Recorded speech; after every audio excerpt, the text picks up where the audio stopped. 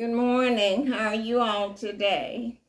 Thank you for visiting with us today, and we come blessing you all in the name of Jesus, and we're continuing our studies from the book of 2 Samuel. Today we're in chapter 3, and we'll be looking at the beginning of the reign of David, beginning of the reign of David as king. Now, he was made king in chapter 2, but here we're going to see it, the beginning of how things happened during the early years of his reign, because he was reigning 7 years in Hebron or in Judah for 7.5 years. So he's been reigning a little bit, but things are gonna begin to happen here that advances David and teach us how it takes time for spiritual growth to take place.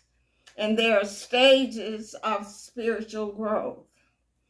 Now we're in chapter 3, verse 1. Now there was a long war between the house of Saul and the house of David. Now these are descendants of King Saul, and Abner was Saul's general. But the house of David, we'll see, was led by Joab, who was a nephew of King David, by his sister. I can't think of her name right now, but he had 2 sisters, and this is David's sister. These 2 are David's sisters. So there was long war between the house of Saul and the house of David. But David waxed or grew stronger and stronger, and the house of Saul waxed weaker and weaker. So we're seeing Saul's descendants dwindling away. Remember, Abner had made Saul's son Ishbosheth king over parts of Israel. But now he's going to be diminished day by day. And so this is the next verses will show the first children that David had while he was king in Hebron. And that would be the tribe of Judah. And David comes from Jesse, who was from the tribe of Judah. And the tribe of Judah is the tribe that Jesus came from. So verse 2, and unto David were sons born in Hebron. And his firstborn was Amnon of Ahinoam the Jezreelitess. And his second was Chileab of Abigail, the wife of Nabal the Carmelite. This is Nabal's wife that David married after he died. And the third son, Absalom, the son of Maacah, the daughter of Talmai, king of Geshur. Verse 4. And the fourth, Adonijah, the son of Haggith. And the fifth, Shephatiah, the son of Abihail.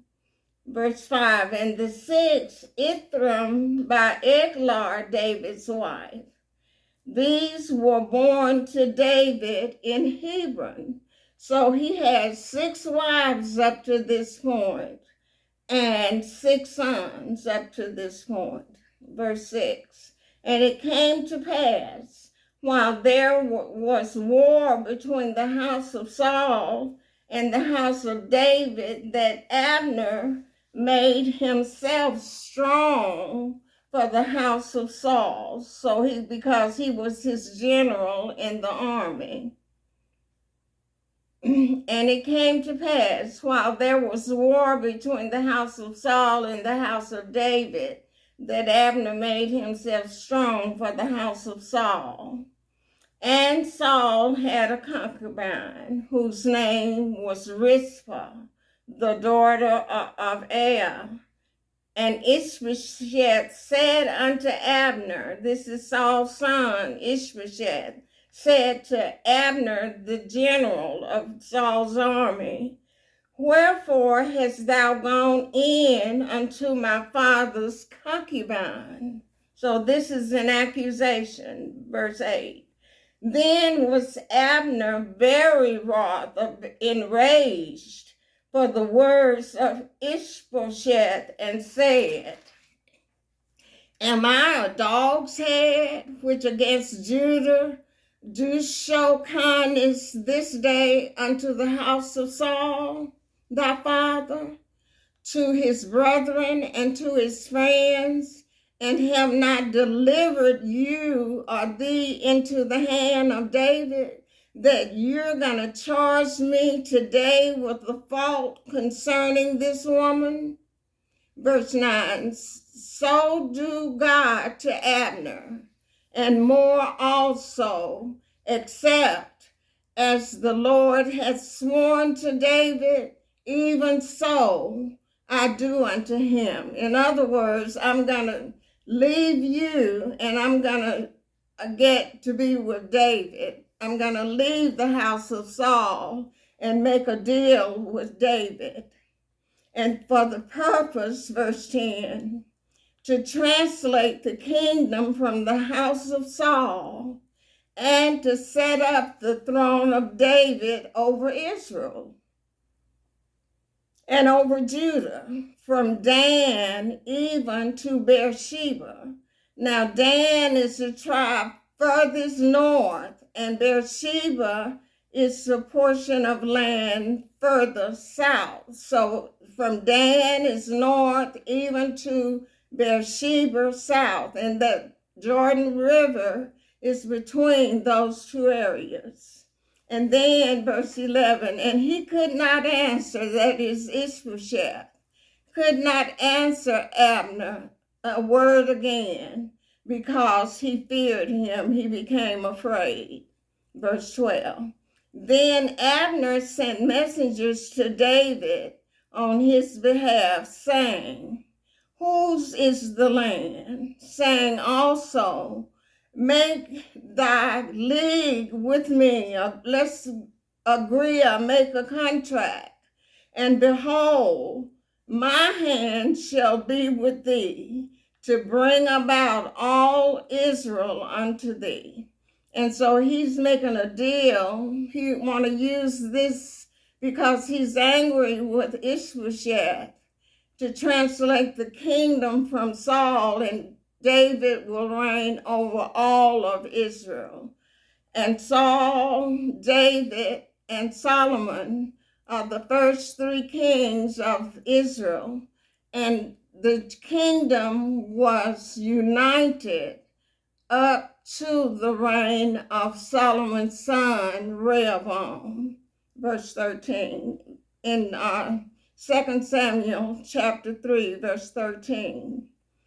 And he said, well, David said, well, I will make a covenant, a league with thee, but one thing I require of thee, that is, thou shalt not see my face, except you first bring Michal, Saul's daughter, when thou comest to see my face. You got to bring my first wife before this deal can work. Verse 14.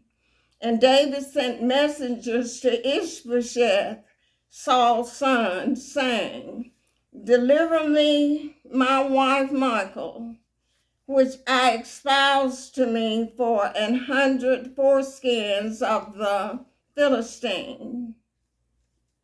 Verse 15, and Ishbosheth sent and took her from her husband, even from Phaltiel of Phathi, the son of Laish. And you can read about that back in 1 Samuel chapter 25, verse 16. And her husband went with her along, weeping behind her, to Bahurim. Then said Abner unto him, Go, return. And he returned. So he went back home, although he was sad that his wife had been taken from him. Verse 17. And Abner had communication with the elders of Israel, saying, You sought for David in the time past to be king over you. Now then, do it. For the Lord hath spoken of David, saying, By the hand of my servant David I will save my people Israel out of the hands of the Philistines, and out of the hand of all their enemies. Verse 19. And Abner also spake in the ears of Benjamin, and that's the tribe that Saul came from. And Abner also spake in the ears of Benjamin. And Abner went also to speak in the ears of David in Hebron, all that seemed good to Israel, and that seemed good to the whole house of Benjamin. Verse 20. So Abner came to David to Hebron, and 20 men with him. And David made Abner and the men that were with him a feast.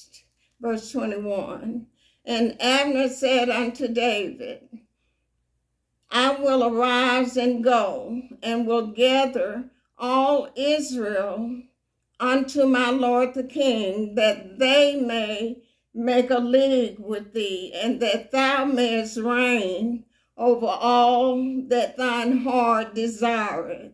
And David sent Abner away, and he went in peace. So they made a peace treaty. Verse 22. And behold, the servants of David and Joab came from pursuing a troop, and brought in a great spoil with them. But Abner was not with David in Hebron, for he had sent him away, and he was gone in peace. Verse 23. When Joab and all the hosts that were with him were come, they told Joab, saying, Abner the son of Ner came to the king, and he had sent him away, and he is gone in peace. So that the peace, gone in peace, is repeated the third time, because David and Abner had agreed on this thing of him bringing the whole nation over to David. Verse 24, then Joab came to the king and said, What hast thou done? Behold, Abner came unto thee. Why is it that thou hast sent him away, and he's quite gone? Verse 25, thou knowest Abner, the son of Ner, that he came to deceive thee, and to know thy going out and thy coming in, and to know all that thou doest. Verse 26, and when Joab was gone out from David, he sent messengers after Abner, which brought him again from the well of Sirah, but David knew it not. So Joab is the general, but David is the king. And Joab is rebuking David for making a peace treaty with Abner. And Joab don't like this, and we'll see what happens from here. We'll see Joab actually murder Abner. Verse 27. And when Abner was returned to Hebron, he went back to Hebron. Joab took him aside in the gate to speak with him quietly, and smote him there under the fifth rib, that he died, for the blood of Asahel his brother. And so in chapter 2, we see where Abner killed Asahel, the brother of Joab, Abishai, and Asahel was the third brother. And these were children of Zeruiah, that's her name, Zeruiah, David's sister. 28. And afterward, when David heard it, he said, I and my kingdom are guiltless before the Lord forever from the blood of Abner, the son of Ner. My people, my family had nothing to do with Joab killing the general of Saul's army. 29. Let it rest on the head of Joab and on all his father's house.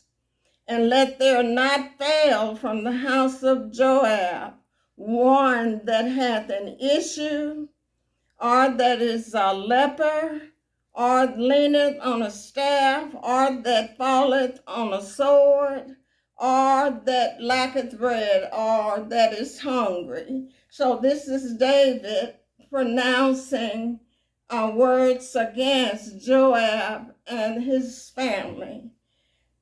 And so, let it rest on the head. And so these things in verse 29, he said, let his descendants have one of these terrible things to happen to them. And Solomon is going to be the one to kill Joab. I mean, not Solomon himself, but he sent someone to kill to kill Joab. Verse 30. So Joab and Abishai, his brother, slew Abner because he had slain their brother Asahel at Gibeon in the battle. Verse 31. And David said to Joab, to all the people that were with him. And David said to Joab and all the people that were with him, tear your clothes and gird you with sackcloth and mourn before Abner.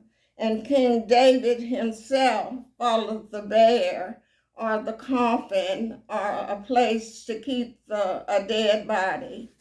And so David commanded all the people to mourn and lament for Abner having been killed. Verse 32. And they buried Abner in Hebron, and the king lifted up his voice and wept at the grave of Abner, and all the people wept. Verse 33. And the king lamented over Abner and said, died Abner as a fool died? Verse 34.